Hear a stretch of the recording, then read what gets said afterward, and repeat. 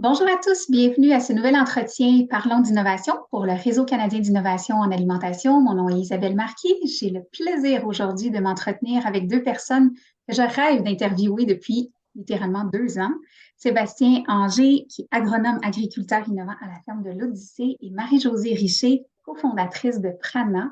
Bonjour à tous les deux et merci d'avoir accepté mon entrevue. Allô Isabelle? Alors, pourquoi est-ce que j'avais tant envie de vous parler? Parce que vous êtes tous les deux auteurs d'un projet qui m'inspire énormément depuis 2021, si je ne me trompe pas, et qui est en lien avec un sujet chaud, très, très chaud, au sens propre et figuré, le développement durable, les changements climatiques. Je pense que c'est plus un secret pour personne. Nos méthodes de production traditionnelles ont fait leur temps. Ça tient plus le coup face au changement climatique, puis à la croissance aussi constante de la demande qu'on a sur notre marché local et les marchés internationaux. Cela dit, on va être réaliste dans le contexte dans lequel qu'on vit en ce moment avec une énorme turbulence d'un point de vue économique, politique et social. Même si on y croit, développement durable vient sur le banc des joueurs. Il est un peu en attente pour plusieurs entreprises, ce qui n'est pas le cas pour vous. Et vous êtes, je pense, un bel exemple non seulement de projet très, très concret, mais qui est possible de faire des affaires tout en étant respectueux de la planète et de l'environnement. Donc, c'est entre autres de ça que je voulais discuter avec vous. D'abord, j'aimerais vous donner quelques minutes chacun pour nous parler un peu de votre entreprise, puis pourquoi est-ce que le développement durable est si important pour vous. Je commencerai peut-être par toi, Marie-Josée. Oui, nous, en fait, chez Prana, depuis 2005, on importe et on transforme dans notre usine à Montréal des ingrédients d'un peu partout dans le monde. Traditionnellement, on a fait de l'importation d'ingrédients bio pour en faire des collations bio et des déjeuners biologiques qu'on distribue là, à travers l'Amérique du Nord et même à l'international, de petits magasins d'alimentation naturelle jusqu'aux grandes chaînes, incluant les GA, Métro, Costco de ce monde. Et je dirais que nous, depuis notre fondation, le développement durable a toujours fait partie de notre ADN. Hein. Ce n'est pas un département à côté qui fait ses actions à côté. Chez nous, ça fait vraiment partie de notre stratégie d'affaires, de notre modèle d'affaires. Tu sais, on parle beaucoup des 3 P, planète, personne, profit. Pour nous, c'est vraiment partie intégrante là, de notre entreprise. Puis à ce sujet-là, on s'est fait certifier B Corp en 2015. On était une des premières entreprises en alimentaire au Canada à se faire certifier. Ça, c'est une entreprise, là, pas une entreprise, mais une certification d'entreprise qui ont les plus hauts standards au niveau social, environnemental au monde. Puis moi, à mon sens, en fait, depuis les débuts, ce que je pense, c'est que l'entrepreneuriat a le pouvoir, mais pas juste le pouvoir, le devoir d'utiliser l'entreprise comme un moteur de changement. Il faut faire notre part à travers notre entreprise. Il faut être des acteurs de changement. Puis, en tout cas, nous, comment on l'a voulu, moi et mon copain, quand on a parti Prana, c'est qu'on a voulu vraiment rapprocher les agriculteurs et les consommateurs. Les Mhm. consommateurs sont de plus en plus dans les villes. On est loin de la réalité des agriculteurs. Est-ce qu'on peut se rapprocher de la main qui nous nourrit? Parce qu'au final, je veux dire, on ne va pas manger des ordinateurs, là. Tu sais, au final, au J'espère pas. final, on oublie souvent que derrière tout ce qu'on mange 3 fois par jour, il y a des gens qui travaillent très dur. Puis, puis on ne le fait pas juste par modèle économique. Hein. Nous, on veut vraiment être au carrefour de l'utilité sociale puis de l'économie. Nous, ça passe par l'alimentation, ça passe par l'innovation en alimentation, puis ça passe aussi par des projets comme on le fait avec Sébastien, d'agriculture durable dans notre région, d'agriculture locale, durable, régénératrice. Puis moi, en tout cas, après 18 ans et demi d'être en affaires, c'est vraiment le genre de projet qui, qui m'excite, tu sais, qui me motive à continuer versus juste mettre des produits, encore une fois, en tablette. Je pense qu'on a vraiment un grand pouvoir d'influence comme entreprise, puis on doit utiliser ce leadership-là pour faire des projets structurants, innovants pour le Québec puis le Canada. En tout cas, bravo pour ce que vous avez réussi à faire jusqu'à présent. C'est vraiment très inspirant. Sébastien, de ton côté, toi, tu es celui qui a les deux mains dans la terre, les deux mains et les deux pieds. Donc, avec ta ferme de l'Odyssée au centre du Québec. Développement durable, toi, c'est pas juste un concept ou quelque chose de théorique, tu le vis vraiment au quotidien. En bref, comment ça se passe et qu'est-ce qui pour toi confirme qu'il y a une urgence à faire quelque chose avec ça? Ben, en fait, depuis le début de ma carrière, j'ai tout le temps été un explorateur agronomique. Puis au-delà de ça, je pense que qu'est-ce que je partage avec Marie-Josée, je suis un entrepreneur aussi qui a la notion de l'évolution et du sens. Il faut qu'il y ait du sens dans l'évolution, que je soutiens une évolution dans mes actions. Pour moi, ça a tout le temps été important. Produire pour produire, c'est pas moi, ça. Puis j'ai toujours eu une grande curiosité à comment que le vivant fonctionne, comment que la santé des sols fonctionne, comment qu'on construit la santé des sols, c'est quoi la relation qu'on entretient avec le vivant. Okay? J'ai exploré énormément en agriculture biologique depuis des années. Okay? Puis comme agriculteur, qu'est-ce qui est difficile, c'est qu'on porte une vulnérabilité, c'est que c'est comme décoller un avion. T'sais, quand tu décolles, tu es décollé. Là, quand tu sèmes, tu sèmes. Comme tu as une itération, puis les chances que tu fasses des erreurs dans ton processus là, sont assez immenses. T'sais. Fait que ça fait partie de la réalité. Tu ne comprends pas le vivant en une saison, puis tu ne le comprends pas tout seul. Tu as besoin de tes autres amis agriculteurs pour le comprendre. Fait que j'ai bâti ce réseau-là. Puis, tu sais, la graine de citrouille, c'était un projet pour moi qui était porteur parce que la façon qu'on la cultive avec une pratique d'agriculture régénérative qui est éprouvée quand même. C'est pas moi qui ai trouvé la recette, c'est une des recettes agronomiques qui a le plus d'historique en Amérique du Nord. Okay? Ben, peut-être si je peux t'interrompre 2 secondes, agriculture régénératrice, ce sont des mots qu'on entend de plus en plus depuis quelques années, mais on va être d'accord, c'est encore passablement flou pour à peu près tout le monde dans l'industrie, dans tous les maillons de la chaîne. Puisque tu as justement un peu une expertise là-dedans, peux-tu nous résumer en quelques mots de quoi est-ce qu'il s'agit? Oui, c'est un mouvement qui est en train de se définir mondialement, mais je dirais, pour moi, qu'est-ce qui est central? C'est une agriculture qui a un niveau d'empathie à comment que dans son processus, là, comment que le vivant fonctionne. Okay? C'est qu'il y a de l'intelligence dans les processus qu'on met en place, okay? Comment que le vivant, comment que ça se... Puis, c'est qu'on est en symétrie. Je donne et je prends dans un espace-temps qui est court. Okay? On offre cet aspect-là, okay? Parce qu'actuellement, le leadership commun, c'est un leadership d'extraction. L'agriculture régénérative, on est dans un leadership de relation. Comment je donne, je prends, je donne, je prends, être en symétrie, en équilibre, OK? Puis donc, tu donnes et tu prends à la terre aussi. Oui, exactement. Puis c'est quoi les grands principes? Ben, c'est le minimum de travail de sol. On met beaucoup, beaucoup de diversité végétale dans l'espace-temps. D'avoir toujours des plantes vivantes qui occupent le sol. OK? Il y a vraiment, puis au final, à la fin, on met des animaux pour dans l'équilibre, mais ça reste que on travaille avec le vivant.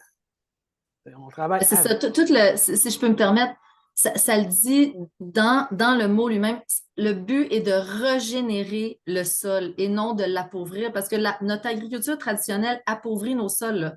En ce moment, là, donc nos sols sont tellement pas en santé, tellement appauvris qu'il faut mettre énormément d'intrants. Hein? Donc là, des fertilisants chimiques, des engrais, etc., qui finissent par coûter cher. Puis là, les agriculteurs, on s'en va dans un mur parce que là, de plus en plus que ces intrants-là coûtent cher et que nos terres sont pauvres, ben de plus en plus que ça ne fera pas de sens financièrement, puis de moins en moins que nos produits vont être nutritifs parce que, bon, si notre sol est en santé, nos légumes, nos fruits, nos arbres sont en santé. Si le sol n'est pas en santé, il n'y a pas de nutrition dans ce qu'on mange. Donc, nous, on ne sera pas en santé. Donc, c'est vraiment une agriculture qui prend soin de la santé des sols, de la biodiversité, de l'eau. Donc, on est vraiment, comme Sébastien le dit, dans une mentalité de régénérer son sol, puis de donner juste à son sol et de reprendre juste et non pas juste extraire pour mettre du cash en banque. Je le parabolise, là, mais on est vraiment là, dans une mentalité beaucoup plus holistique de l'agriculture. D'ailleurs, je pense qu'il y a beaucoup de données qui circulent de plus en plus sur cette réalité-là d'appauvrissement de nos sols. Tu parlais de valeur nutritive. J'ai lu 3 études internationales qui ont fait un suivi des 50 dernières années et on voit dans les 3 territoires des baisses significatives de valeur nutritive sur bien des aliments.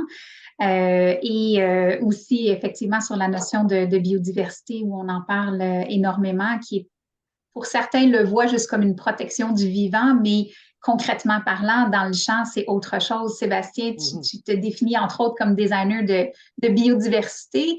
Combien de cultures tu as dans ta ferme? À peu près 5 cultures à revenus, mais j'en ai à peu près 15 que je sème pour nourrir le besoin du sol. OK.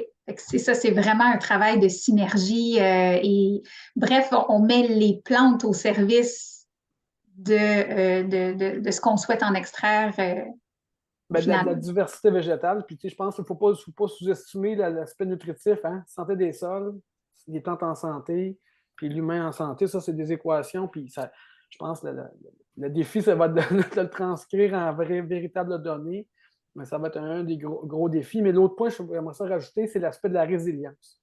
Oui. Quand on a un sol en santé, on augmente notre résilience, donc on augmente aussi notre sécurité alimentaire. Mm-hmm. Cette année, on a une année hyper difficile. Okay? Sécheresse au printemps, surplus d'eau. Okay? C'est une année là, ultra difficile. Là. Puis il y a 2 parcelles sur 5 cette année qu'on a eu presque doublé les rendements qu'on avait depuis 3 ans. Ils sont en agriculture régénératrice. Oui, exact. Avec les partenaires que je travaille pas juste avec ma ferme, avec d'autres partenaires agriculteurs innovants qui partagent cette vision-là. Et le dénominateur commun, c'était la santé des sols. C'est des sols qui ont été ensemis direct. Nous, on travaille de ça depuis 4 et 10 ans. Puis l'eau, elle s'est bien infiltrée. Tout le moteur de l'autofertilité du sol a permis de nourrir la citrouille dans les bonnes synchronicités puis avoir des grosses citrouilles, donc du rendement.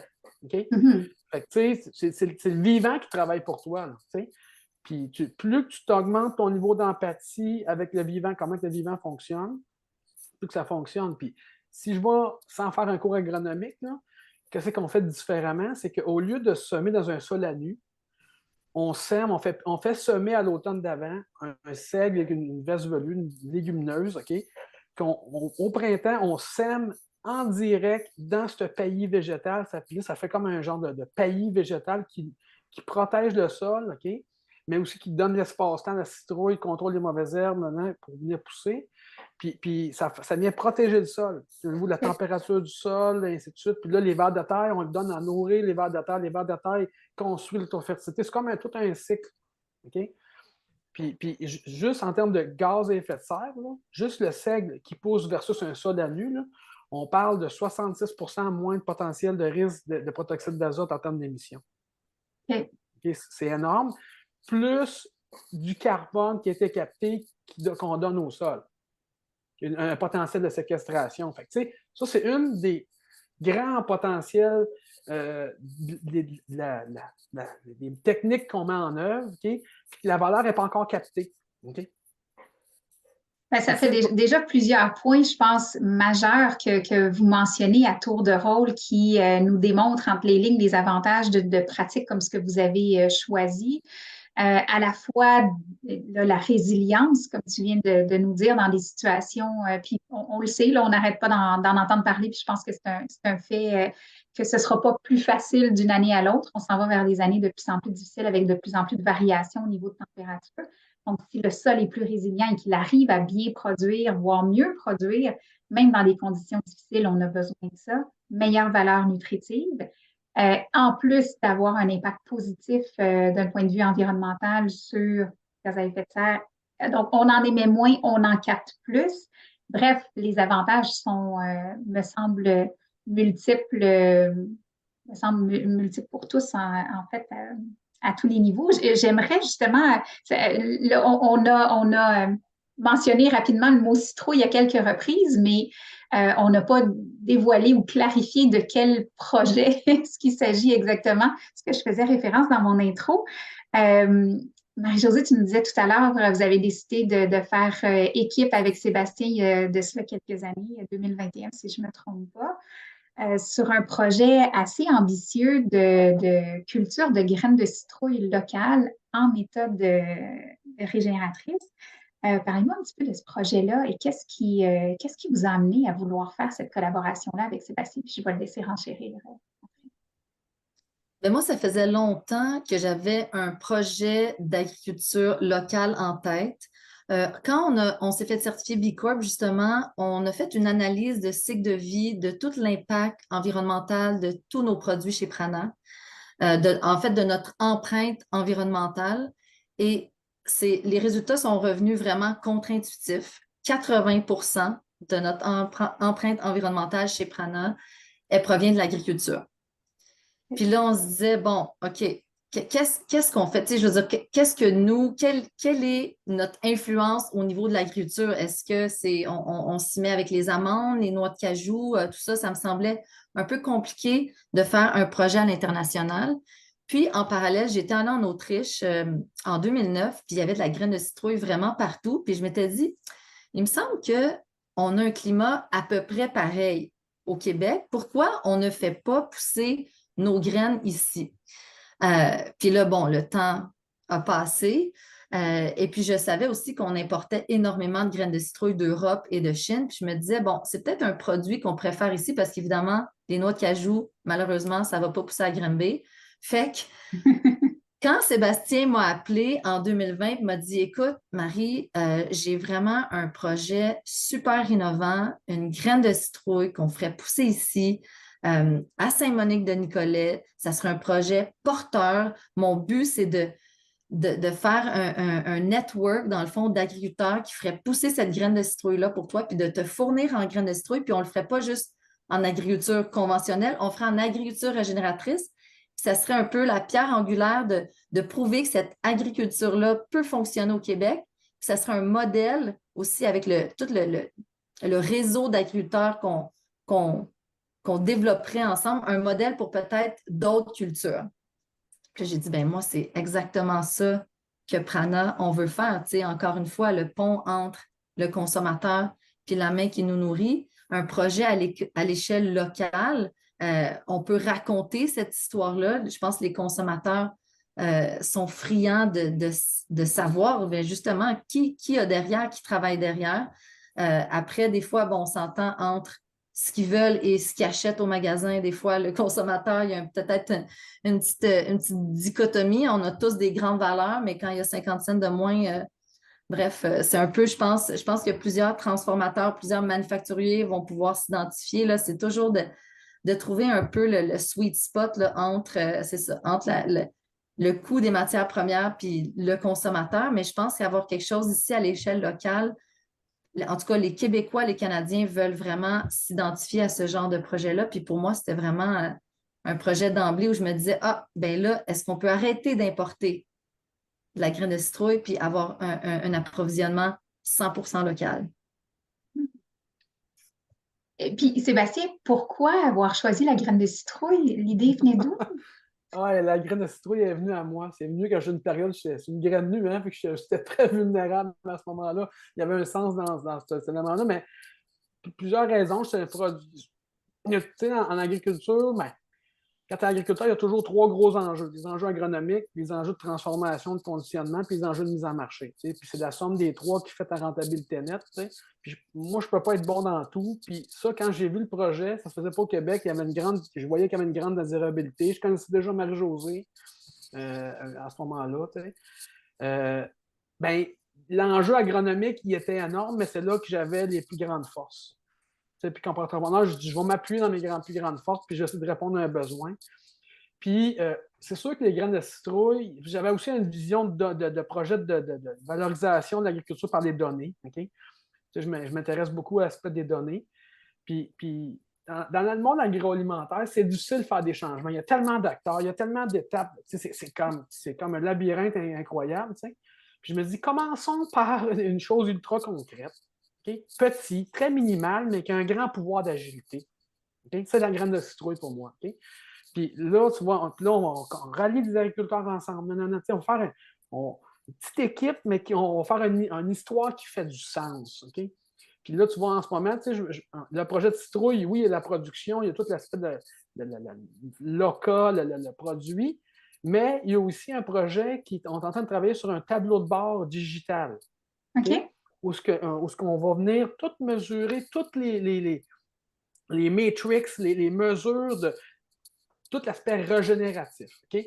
Puis ce tableau de bord-là, il va servir à deux fins. Il va servir à aider l'agriculteur dans sa mise en œuvre face au haut niveau d'incertitude qu'il y a avec le vivant, mais il va servir aussi à raconter une histoire aux consommateurs. Mhm. Faire la À créer le preuve, lien de confiance, oui, c'est ça. La preuve de. la C'est preuve de ça, c'est concept. qu'en même temps qu'on vend un produit, c'est ça que Sébastien dit, en même temps qu'on vend local dans les épiceries, les métros, les IGA de ce monde, ben, de l'autre côté, on est en train aussi de structurer comment on prouve qu'on est vraiment en agriculture régénératrice. Puis ça, c'est tout un défi pour Sébastien parce que, puis c'est ça qui parle, ça prend des mesures concrètes qui fait est-ce que tu es ultra régénérateur, tu es un peu, c'est en train de se définir. Puis c'est pour ça que Sébastien a un projet là, justement de données, de dashboard de données ultra innovants pour structurer un peu ça. Parce que même pour nous, comme acheteurs, ben, créer ce lien de confiance-là, ça prend quand même des, des, des indicateurs de performance. Bien Exact. sûr. M'excuse, vas-y, Sébastien, je t'ai coupé. Puis l'autre point, un des aspects dans dans la certification, on est beaucoup plus dans un leadership la mesure des éléments qu'on ajoute. Mm. Okay? Les vers de terre qu'on ajoute, les abeilles qu'on ajoute, le carbone qu'on ajoute, et ainsi de suite. Puis il faut faire cette preuve-là. Faut faire, puis je pense que l'agriculture régénérative, puis aujourd'hui, toute l'intelligence, la technologie, les données, la science des données, bien, ça n'existait pas il y a 50 ans, il y a 20 ans. Okay? Mais je pense que là, la science des données, moi, je pense qu'elle va réinventer la façon comment on va raconter notre histoire. Ouais. De bien l'appuyer, comme vous dites, et de permettre de faire des petits. Pendant que vous continuez, je vais me permettre de mettre à l'écran le produit en question. Le LOCA. Eh ouais, Le fameux Loca, exactement. oui, donc les fameuses graines, puis ce que je trouvais particulièrement intéressant pour faire le pont avec ce que vous êtes en train de raconter. Oui, pour vous, je pense comme entrepreneur de part et d'autre, c'est clair et ça me semble très pertinent de vouloir documenter la différence que ça fait, puis toutes les qualités, non seulement du processus, mais aussi du produit fini.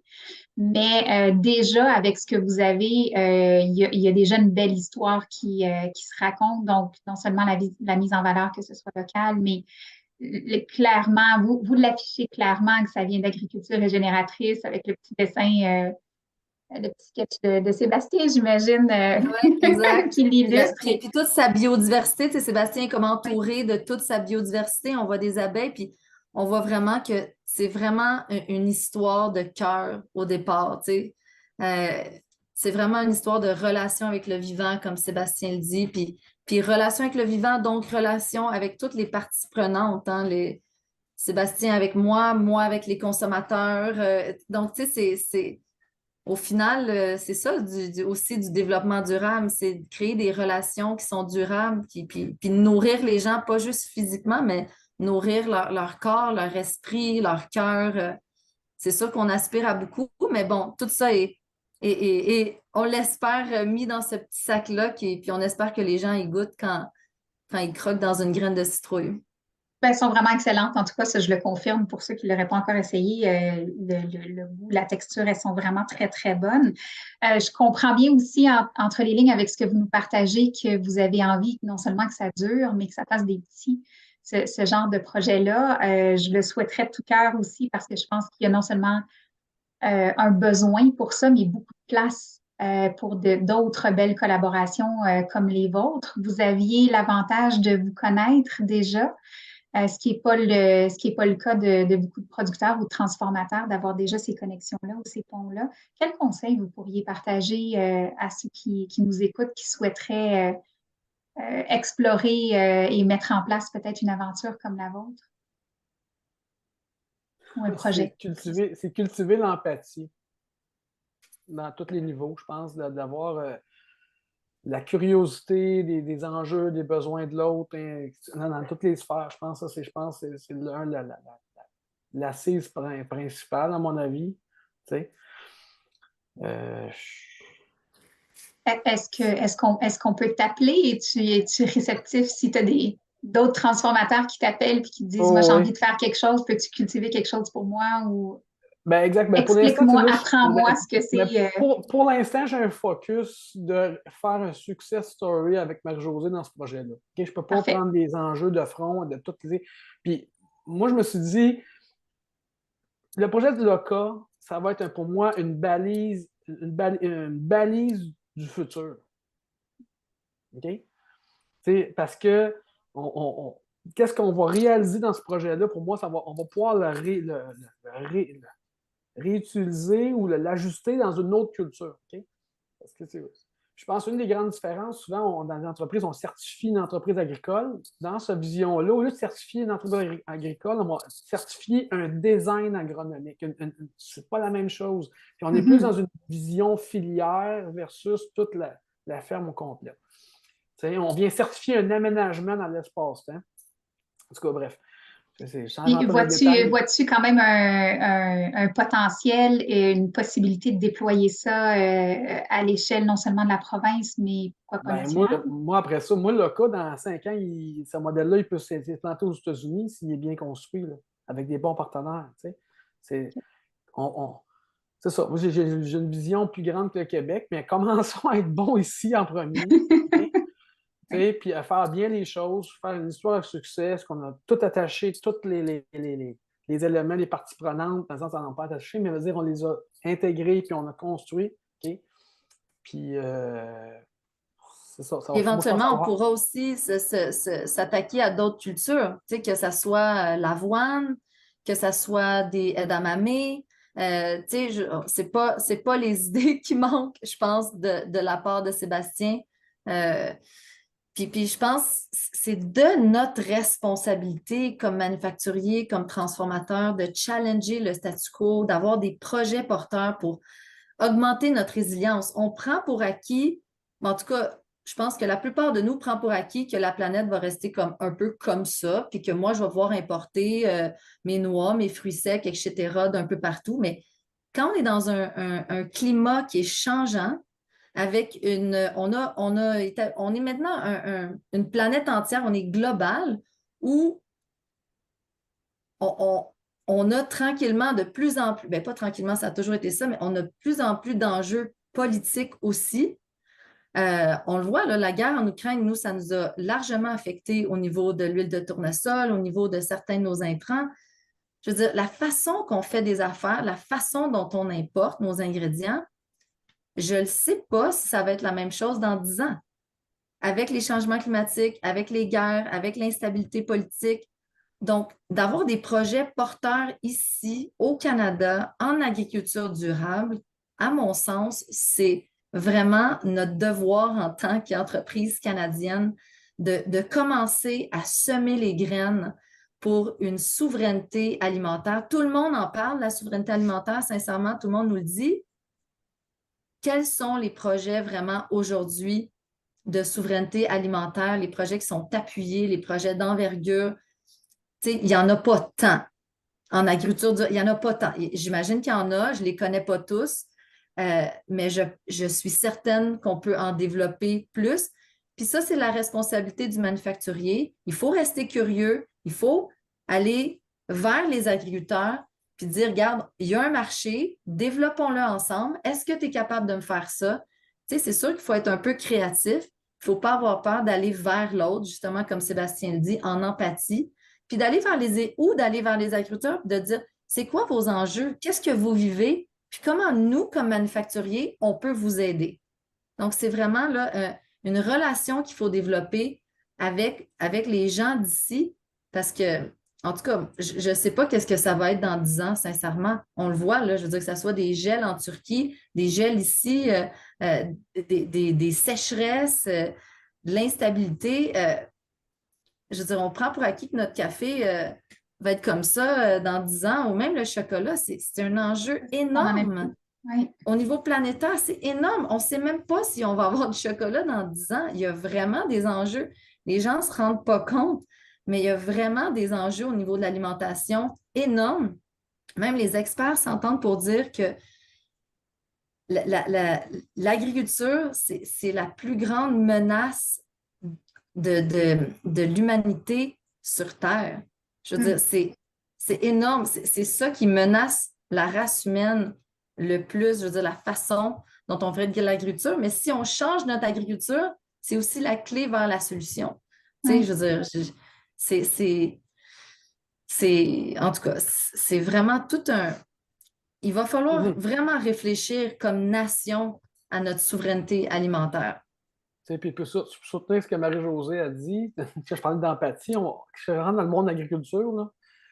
Le monde de l'agriculture, les agriculteurs, c'est un club de millionnaires cassés. OK? On a des actifs qui vaut des millions, mais c'est très difficile de dégager de la rentabilité nette à court terme. OK? Et surtout, là, c'est un métier d'espoir. Tu sais, on dit au début de ta carrière, achète une ferme, ça va être difficile les 3 premières années, ça va bien la 4e année. OK? Mais la 4e année, elle n'arrive jamais. OK? Il y a toujours de quoi. C'est toujours dans l'espoir qu'année prochaine, ça va bien aller. Tu sais? Puis, tu sais, on peut critiquer les agriculteurs de juste faire du maïs, du soya, là, mais tu sais, s'ils font du maïs, du soya, c'est peut-être les deux cultures qui sont le plus sécures, qui donnent de la sécurité de rentabilité annuelle. C'est ça Puis, qui vend. c'est C'est ça ça qui qui fait. vend au final. Tu sais, puis moi, pour comprendre le vivant un peu plus en profondeur, la diversité végétale, ça crée de la richesse ou de la santé des sols énorme. OK? Mais quand tu diversifies une autre culture, il y a du risque comme entrepreneur, il y a du risque comme agriculteur. Tu sais.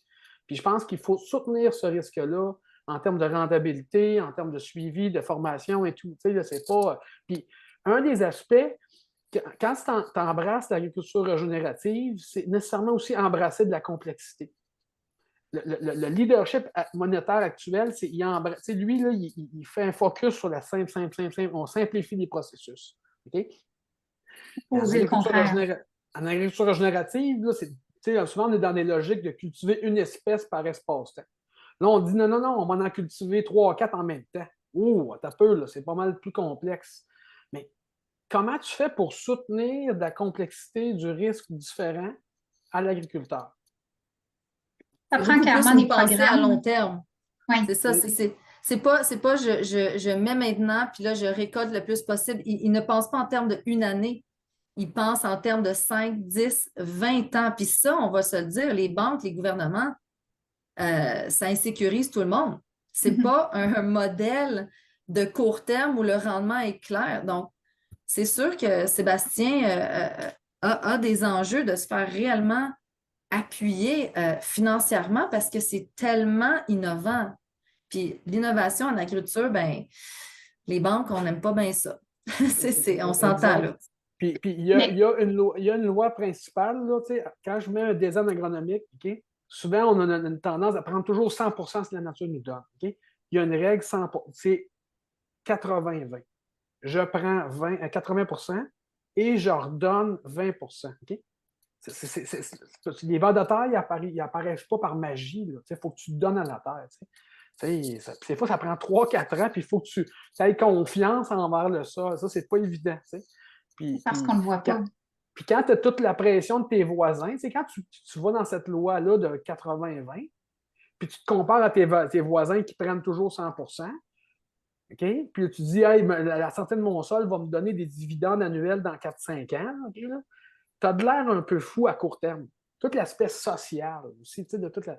Fait que, tu sais, c'est pas si évident que ça, là, mais bref. Mais Ben, c'est clair. au final, moi, je suis tellement fière. Je veux dire, on ne savait même pas en 2020, quand Sébastien a mis sa première graine dans le champ, on ne savait même pas si ça allait pousser. On savait même pas si on avait un modèle d'affaires. Puis là, on a un produit local sur les tablettes. Là, je pense que aussi notre défi comme manufacturier, c'est aussi de créer cette visibilité-là, de créer cette awareness-là pour que les gens en consomment parce qu'au final, nous, on va en faire pousser si les gens en consomment. Donc, c'est que les gens soient vraiment conscients que c'est réellement local, réellement fait en agriculture régénératrice. Nous, on a tout un travail là, de relations publiques et d'éducation à faire là, au niveau de la graine de citrouille, mais on doit quand même regarder, en si peu d'années, on a rendu un projet un peu fou, un produit commercial. Donc, c'est quand même, c'est possible, c'est pas facile. On a développé nous-mêmes notre résilience, un peu comme, comme, euh, comme le chant doit le faire, mais c'est possible. Il faut sincèrement l'avoir dans le cœur, puis on a besoin de plus de gens qui font des projets porteurs au Québec, au Canada. Ouais, c'est Exact. clair. Moi, les trois mots-clés que je retiens de tout ça, c'est beaucoup de vision, d'audace, puis de collaboration. Et ce que je trouve vraiment génial aussi dans votre histoire, c'est que la notion de régénération, elle est clairement pas juste dans le sol. Elle est dans votre relation aussi, puis dans le projet lui-même. Donc, c'est une roue qui doit continuer de tourner, où chacun alimente l'autre avec support, oui, financier, mais promotionnel aussi pour faire des petits et faire connaître tout ça parce que sinon on n'arrivera jamais à briser le fameux cercle vicieux dans lequel on est où les transformateurs achètent les ingrédients qui sont disponibles puis les producteurs produisent ce qui est demandé. Donc au final, on joue toujours avec la même affaire. Si on veut casser ce moule-là puis amener de la biodiversité et pour la santé de nos sols et pour notre propre santé, il faut oser regarder ailleurs, puis produire autre chose, puis essayer autre chose. Je mets au défi des autres transformateurs de faire ce que Marie-Josée a fait il y a 3 ans, de venir récolter des citrouilles dans le champ avec moi. Là. Oui, ben, on pourra peut-être ajouter à la fin de l'enregistrement justement une belle photo que vous avez sur votre site C'est de ça, être cette récolte. entrepreneur. Oui, ben, c'est vraiment s'impliquer jusqu'au bout. Exact. Génial. Marie-Josée Richer, Sébastien Anger, merci infiniment pour cette belle conversation. J'espère que ça fera des petits et que ça va en inspirer d'autres pour qu'il y ait d'autres beaux projets comme ça qui se mettent en place rapidement. Je vous souhaite le meilleur des succès avec ce projet-là et bien d'autres encore, j'espère. Merci Isabelle. Merci. Merci à vous deux.